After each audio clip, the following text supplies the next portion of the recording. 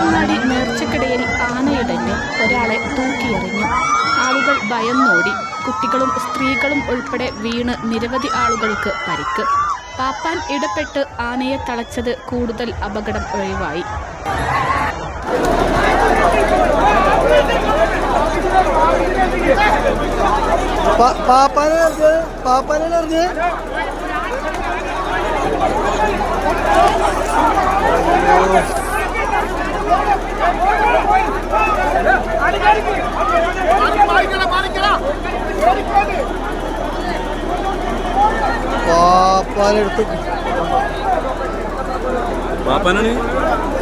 രണ്ട് വയസ്സായ ആൾക്കാര്